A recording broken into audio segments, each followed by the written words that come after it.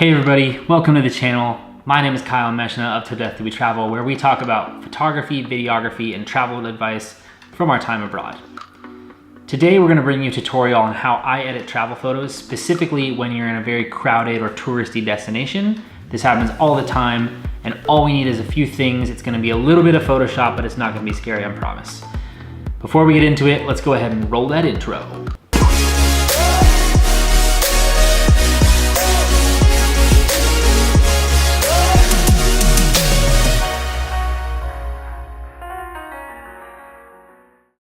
All right, so one of the most common questions I get on my Instagram is how do you edit your travel photos? And if you're not following me on Instagram already, I'll go ahead and link myself down below. It's at Meshna on Instagram. You can pause this video, go follow me right now, and I'll be right here when you get back. So go ahead. All right, cool, we're back. So again, most common question I ever get is how do you edit your travel photos? We're here living in Europe, and there's an awful lot of the time when there's tourists all around, there's selfie sticks in your face, there's people walking in and out of your photo, and you want to get this beautiful image of this cathedral or this landscape or whatever it is, but it's a popular destination and you have a bunch of people walking through your photo at all times, and it's an issue. So today we're going to talk about how to go ahead and get the perfect travel photo with no tourists in it, no selfie sticks. Awesome. You're gonna need three things. You're gonna need a DSLR camera or mirrorless camera like I use. You're gonna need a tripod. You need a little bit of patience, so 3.5, and you're gonna need Lightroom and Photoshop.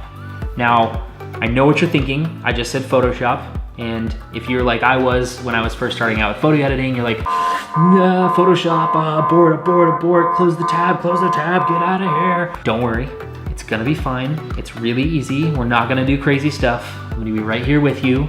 I'll even hold your hand if you want. Are you holding your hand with me? No? Okay. Anyways, it's gonna be easy, I promise. We'll get through it together. Just breathe. Okay, now that we've calmed down a little bit, I'm gonna walk you through the process. So when you're actually out there in the field taking your photos, this is gonna be the first thing you wanna do. You're gonna survey the landscape, survey the scene, try to pick your spot. Sit there, compose it, be like, I want this shot. Then you stake your claim. You put your tripod down, you attach your camera, and you say, this is my spot, this is my shot. You are here to take photos. Everybody else is just here to be a tourist, right? What you wanna do over the next 5 to 15 minutes or so is slowly take photos. And what you're gonna be looking for is kind of survey the scene in some chunks. So we have the right side of the image over here. Is that my right, your right? Whatever. You have one side of the image over here, and wait till there's a gap in the crowds just in that one spot. Take your photo. Same thing, kind of front, middle, front, etc. So I did this in Lisbon a couple of months ago at the Lisbon Cathedral.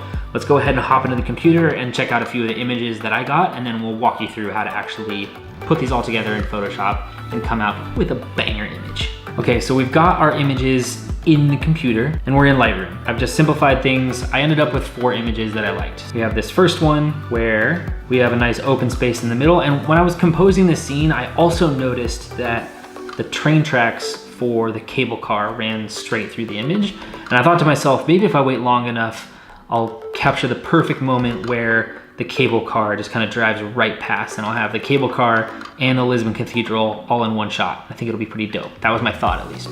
Turns out I did wait for the right amount of time, and we did get that shot. But you'll notice that when I got that shot, there were people all over the place. So there's this group of people here, there's this tuk-tuk and a few people here, and then there's these gentlemen over here, right? And now I knew that that was kind of my hero shot. This is gonna be the shot that I'm gonna base the entire image off of. And I needed to find another time when there was nobody over here on the left side, and then there was nobody here on the right side, and maybe that tuk-tuk had gone away as well. Looking at this other image, I had one area where things were clear over here, the tuk-tuk was still there, and some guys had left there, so, all right, so I can maybe use this section. This one, okay, this one's pretty great, right? Still a few people here, but that tuk-tuk is gone. The tuk-tuk I thought was gonna be pretty hard to get rid of, but it did drive away. And then similarly, right here, tuk-tuk's still there, but this kind of problem spot they were having on the left side, that one's all gone. So those are the 4 images that I kind of stuck with, and we're gonna go ahead and combine those all. So the first thing that I'm gonna do is I'm gonna do all of my basic coloring adjustments within Lightroom. I like to do things within Lightroom. I try to simplify everything down and just get some presets together. So I actually put together a preset and I called it Lisboa. So if I just apply my KJM Lisboa to everything, that's actually what I ended up doing And I pretty much use this as the base preset for everything. Now, to apply it to all of the images, all you simply have to do is click the first one, apply your Lisboa preset, and then shift click to select them all, and go ahead and hit sync. I'll go ahead and sync everything here, and then boom, you'll see it all populate across.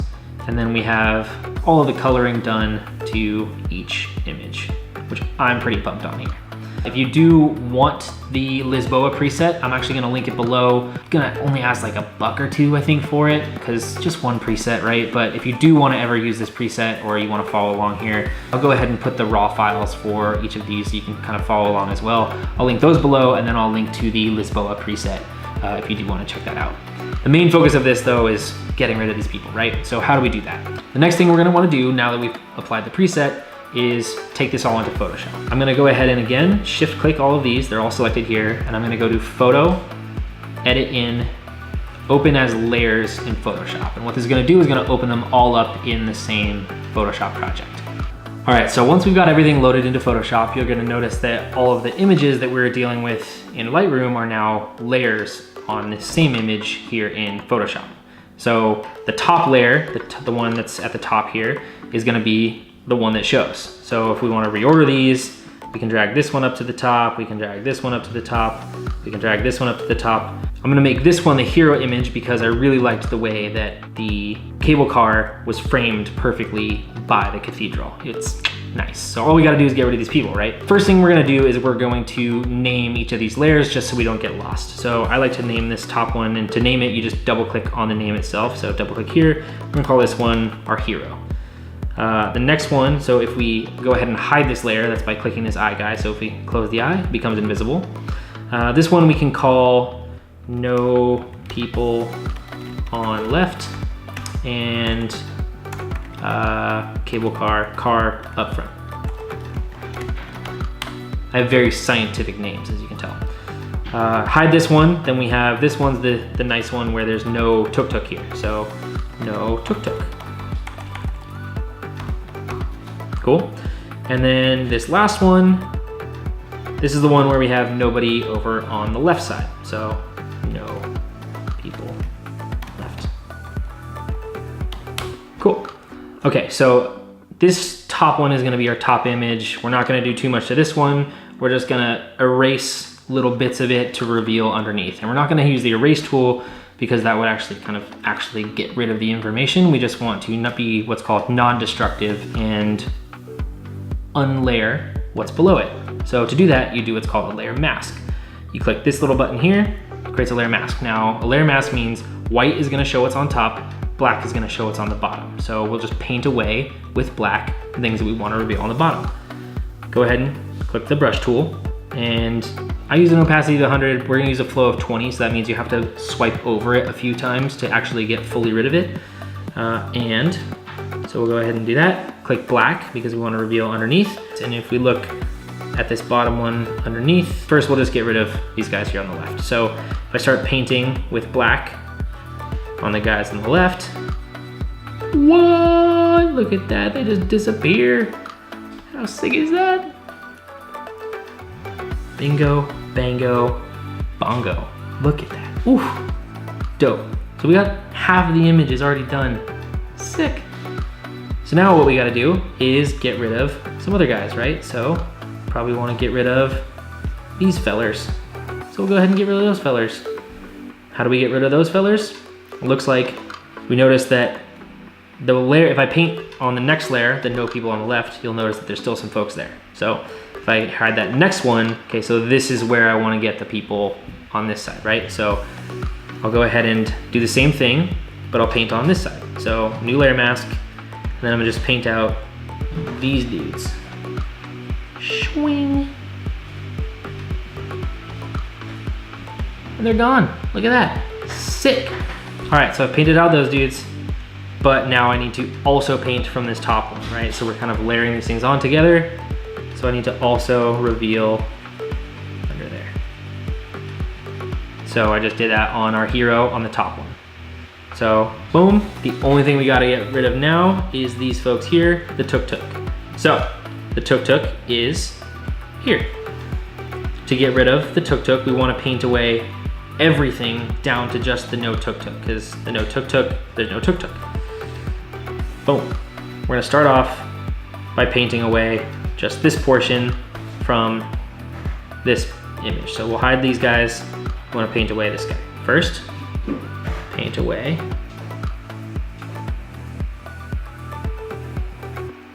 And look at that. Super dope. So we've gone from tuk-tuk, which is big thing, to two girls, small thing, easy to get rid of later. And now we layer back on top our no people on the left. Still have the tuk-tuk there, so we'll again delete it, reveal underneath to reveal our two girls standing there. No big deal. And then we'll do the exact same thing from our hero image. So we enable the hero image and then go to our layer mask. So don't click, make sure you're not clicking on the actual image, make sure you're clicking on the layer mask itself. And then we'll do the exact same thing, paint in with black to reveal underneath the fact that there's no more tuk-tuk and just these two girls.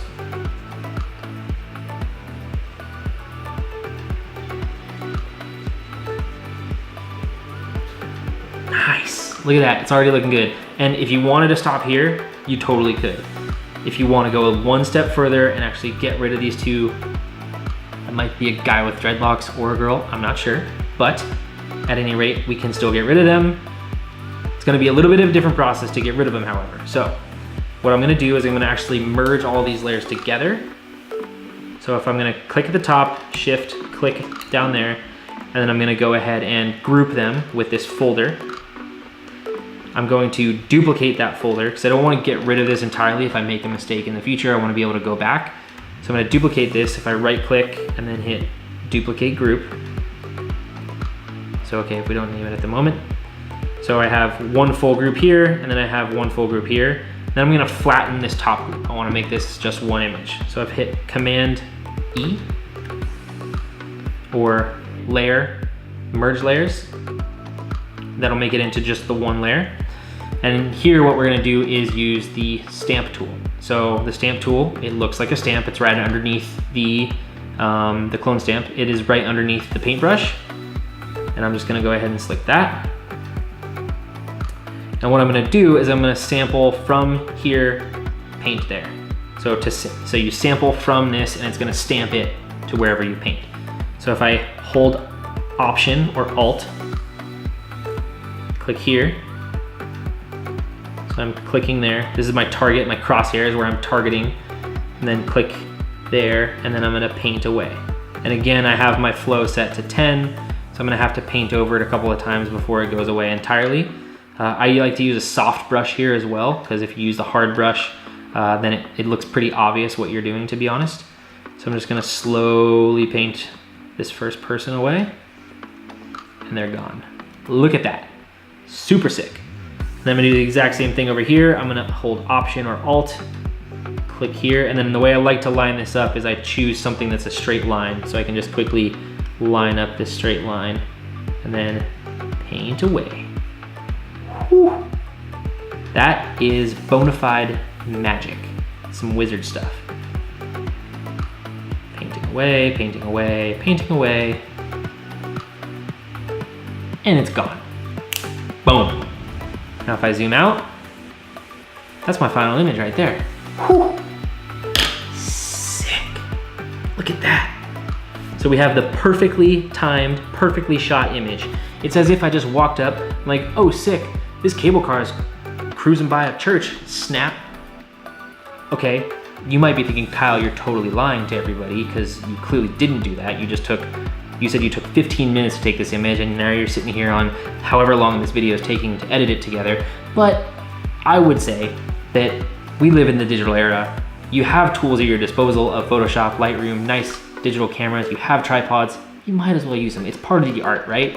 And now you have a super sick image that you can share on your Instagram for some bangers, some likes, or just for yourself, hang it up on your wall. I might print this one out later, because I like it. If you want to save this, you go ahead and hit File Save or Command S. Not Save As, just Command S. That will bring it straight back to wherever you had it saved in the past for Lightroom, and then it'll bring it right back into Lightroom as well. So once this finishes saving, you're actually gonna see it in Lightroom, and it's gonna save as a .tif or a .tiff, and then you can just do your standard export, file export, export it wherever you want it to. Groovy. That is it for the tutorial, guys. I really hope you enjoyed it. If you did, go ahead and play a thumb with the like button. Follow me on Instagram if you're not already. I'm gonna be posting this one along with the photo, and you can go ahead and see a lot of my other stuff. Subscribe if you're not already. I'd really love to have you guys along for the journey. Maybe we'll do some more tutorials like this in some later episodes. Either way, I hope to see you guys in the next episode. Thanks for stopping by.